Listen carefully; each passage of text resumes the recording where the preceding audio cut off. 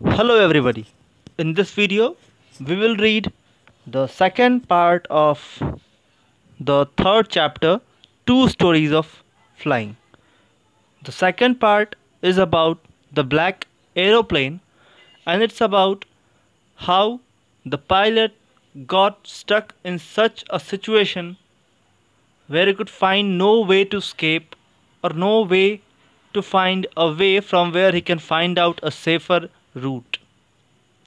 What are the different challenges that he has to face, and what are the results of his perseverance?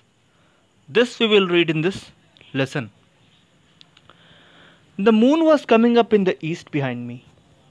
अब east की तरफ से moon उसके पीछे आ रहा था, मतलब शाम होता जा रहा था. And the stars were shining in the clear sky above me.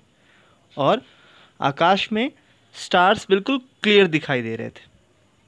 There wasn't a cloud in the sky. I was happy to be alone high up above the sleeping countryside. I was flying my old Dakota aeroplane over France back to England. और मैं अपने पुराने old डैकोटा aeroplane में France से England आ रहा था. I was dreaming of my holiday and looking forward to being with my family. I looked at my watch 1:30 in the morning. मैं अपनी फैमिली के साथ अपने हॉलीडे को एंजॉय करने की सोच रहा था कि सपने देख रहा था, और मेरी घड़ी में उस वक्त 1:30 इन द मॉर्निंग हो रहे थे. I should call Paris control soon. मुझे पेरिस कंट्रोल को तुरंत ही कॉल करना चाहिए. I thought as I look down past the nose of the aeroplane I saw the lights of the big city in front of me. और जब मैं aeroplane की टिप की तरफ, नोज़ की तरफ देख रहा था, तो मुझे दिख रहा था क्लियर कि एक शहर में जल रही लाइट्स मुझे क्लियर दिखाई दे रही थी. I switched on the radio and said, Paris control, Dakota DS088 here. Can you hear me? I am on my way to England. Over. So he says to Paris control that it is Dakota DS088. क्या आप मुझे सुन सकते हैं? मैं England जा रहा हूँ. इतना कह के वो अपनी बात को ख़त्म करता है. The voice from the radio answered me immediately, DS088 I can hear you. तभी रेडियो से आवाज़ आती है कि DS088, हाँ मैं आपको सुन सकता हूँ. You ought to turn 12 degrees west now, DS88 over. मतलब आपको यहाँ से 12 डिग्रीज वेस्ट की तरफ मुड़ना है. और इतना कह करके वो रेडियो कंट्रोल, पेरिस कंट्रोल, अपनी बात को ख़त्म करता है. I check the map and the compass, switched over to my second and last fuel tank. मैंने मैप में और कॉम्पस के थ्रू अपने पोजीशन को चेक किया और अपने लास्ट फ्यूल टैंक की तरफ में बढ़ चला. Means the plane was utilising its last fuel tank and turn the Dakota 12 degrees west towards England. और वो उसे 12 डिग्रीज इंग्लैंड की तरफ घुमाता है. I will be in time for breakfast I thought. और मैंने सोचा कि मैं सुबह नाश्ते के वक्त पहुंच जाऊंगा. A good big English breakfast.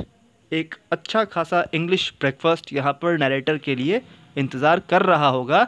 By the time he will reach his home. Everything was going well. It was an easy flight. सब कुछ ठीक ही चल रहा था. काफ़ी आसान सी फ्लाइट थी. Paris was about 150 kilometres behind me when I saw the clouds. अभी पेरिस मुझसे लगभग 150 किलोमीटर्स पहले था. पेरिस पहुंचने में मुझे शायद 150 किलोमीटर्स और ट्रेवल करने पड़ते, तभी मुझे क्लाउड्स दिखाई दिए. Storm clouds. ये ऐसे वैसे क्लाउड्स नहीं, बल्कि तूफ़ानी बादल. दे वर ह्यूज. वो काफ़ी विशाल थे. They looked like black mountains standing in front of me across the sky. ये ऐसे लग रहे थे जैसे कि काला पहाड़ मेरे सामने आसमान में खड़ा हो. I knew I could not fly up and over them. मुझे पता था कि मैं इनके ऊपर से तो नहीं उड़ सकता.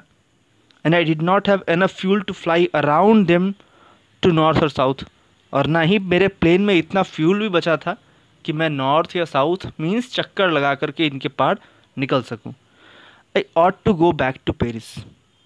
अब नरेटर के दिमाग में चल रहा है कि he should go back to Paris. उसे 150 किलोमीटर पीछे पेरिस ही चले जाना चाहिए. I thought, but I wanted to get home. I wanted that breakfast. लेकिन मुझे तो घर पहुंचना था. मुझे वो ब्रेकफास्ट करना था. Means he was feeling in his heart that he will have to make this adventure if he has to reach the house. I will take the risk, I thought. मैंने सोचा कि मैं रिस्क लूँगा. And flew that old Dakota straight into the storm. और बिल्कुल सीधा मैं उस तूफान के बीच में अपने उस स्टॉर्म के बीच में डकोटा को लेकर के चला गया. Inside the clouds, everything was suddenly black. बादलों के बीच सब कुछ एकदम से जैसे अंधेरा छा चुका था. It was impossible to see anything outside the aeroplane. और एरोप्लेन से बाहर कुछ भी देख पाना ऑलमोस्ट इम्पॉसिबल हो रहा था. The old aeroplane jumped and twisted in the air.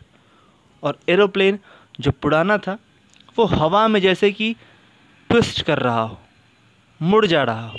It was twisting in the air because of the sudden force of the storm. I looked at the compass. I could not believe. मुझे यकीन नहीं हो रहा था अपनी आंखों पे. The compass was turning round and round and round. It was dead. मतलब कंपास घूमे जा रहा था. It was dead. ये ख़त्म हो चुका था. It would not work. ये अब किसी काम का नहीं था. The other instruments were suddenly dead too. I tried the radio. और बाकी जो इंस्ट्रूमेंट्स थे उस एरोप्लेन में वो भी फंक्शनलेस. तो मैंने रेडियो ट्राई किया. Paris control, can you hear me? There was no answer. उधर से कोई रिप्लाई नहीं आया. The radio was dead too. और रेडियो भी डेड हो चुका था. I had no radio, no compass and I could not see where I was. ना तो मेरे पास रेडियो था, ना कंपस था, और ना मुझे पता था कि मैं किधर जा रहा हूँ. I was lost in the storm. मैं बादलों में खो चुका था. Then in the black clouds quite near me I saw another aeroplane. तभी मुझे बादलों के बीच से एक दूसरा एरोप्लेन आता दिखाई देता है. It had no lights on its wings. इसके पंख में कोई लाइट नहीं था. But I could see it flying next to me through the storm.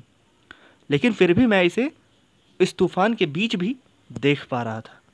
I could see the pilots face. मैं पायलट के फेस को भी देख पा रहा था, टर्न टूवर्ड्स मी, जो कि मेरी तरफ देख रहा था. I was very glad to see another person. He lifted one hand and waived.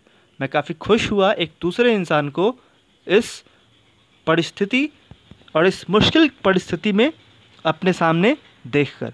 He lifted one hand and waved. उसने एक हाथ उठाकर मेरी तरफ इशारा किया. Follow me, he was saying follow me. और वो कह रहा था कि मेरे पीछे आओ. He knows that I am lost. I thought he is trying to help me. और मैंने सोचा कि शायद वो जानता है कि मैं खो चुका हूँ और वो मेरी मदद करना चाहता है. He turned his aeroplane slowly to the north in front of my Dakota so that it would be easier for me to follow him. उसने अपने एरोप्लेन को मेरी तरफ नॉर्थ डायरेक्शन में घुमाया, बिल्कुल मेरे सामने, ताकि ये मेरे लिए आसान हो कि मैं उसे फॉलो कर सकूं. I was very happy to go behind the strange aeroplane like an obedient child. और मैं काफ़ी खुश था और एक ओबीडियंट, एक आज्ञाकारी बच्चे की तरह उस अजनबी एरोप्लेन, उस स्ट्रेंज एरोप्लेन के पीछे पीछे जा रहा था. After half an hour, the strange black aeroplane was still there in front of me in the clouds. लगभग आधे घंटे के बाद वो स्ट्रेंज ब्लैक एरोप्लेन अभी भी मेरे आंखों के सामने बादलों के बीच था. Now, there was only enough fuel in the old Dakota's last tank to fly for 5 or 10 minutes more. There was only fuel. अब उस ओल्ड डैकोटा में लास्ट 5 या 10 मिनट्स की फ़्लाइट के लिए ही फ्यूल बचा था. I was starting to feel frightened again. और मुझे एकदम से वापस डर लगने लगा था. But then he started to go down and I followed through the storm. और तभी वो नीचे उतरता है और मैं उस तूफ़ान के बीच ही उसको फॉलो करता हुआ मैं भी नीचे लैंड करने की तरफ बढ़ता हूँ. Suddenly I came out of the clouds and saw 2 long straight lines of lights in front of me. अचानक से मुझे दिखती है बिजली से भरी 2 पट्टियाँ, 2 straight lines मेरे सामने. It was a runway, an airport. I was safe. I turned to look for my friend in the black aeroplane, but the sky was empty. मेरे सामने एक रनवे था, एक एयरपोर्ट. I was safe. मैं काफ़ी खुश था, मैं सुरक्षित था. लेकिन मैं मुड़ा कि उस ब्लैक एरोप्लेन वाले फ्रेंड को ढूंढ सकूं. But the sky was empty, लेकिन बादलों में कुछ भी नहीं था। देयर वॉज नथिंग देयर, बादलों के बीच वहाँ पे कुछ भी नहीं था। The black aeroplane was gone, वो ब्लैक एरोप्लेन वहाँ से जा चुका था। I could not see it anywhere, वो मुझे कहीं भी दिखाई नहीं दे रहा था। I landed and was not sorry to walk away from the old Dakota near the control tower, मैं उतर गया एंड वॉज नॉट सॉरी, मतलब मुझे कोई अफसोस नहीं था कि मैं अपने उस पुराने डेकोटा से दूर कंट्रोल टावर की तरफ बढ़ रहा था। I went and asked a woman in the control centre where I was and who the other pilot was, I wanted to say thank you. तो वो कहता है कि मैं अपने फ्लाइट से, अपने प्लेन से तो उतर करके जब कंट्रोल टावर की तरफ गया तो मैंने पूछा कि वो पायलट कौन था, because I wanted to say thank you, क्योंकि मुझे उसे धन्यवाद कहना था। She looked at me very strangely, लेकिन वो मेरी तरफ काफ़ी स्ट्रेंज वे में देख रही थी, काफ़ी अजीब तरीके से देख रही थी, और वो हंसती है।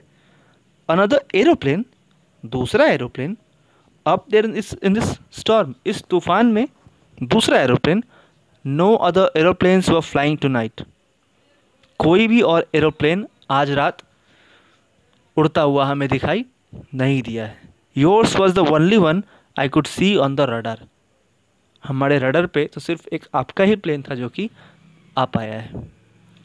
So who help me to arrive there safely without a compass और a radio and without any more fuel in my tanks, तो वो कौन था जिसने मुझे हेल्प की कि मैं यहाँ पे सेफ लैंड कर सकूँ बिना कंपास, बिना रेडियो या फिर बिना किसी फ्यूल के।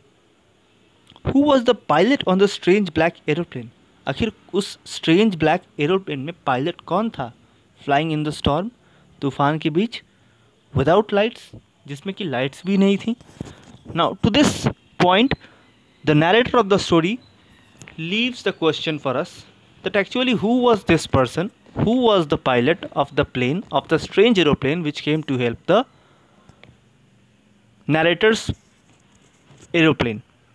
So we can guess it was just an imagination of poet's mind, of the narrator's mind, ये narrator की mind की उपज हो, और it can be a supersonic, it can be a jet which is not under the radar of the Paris control room. So that's all for this lesson.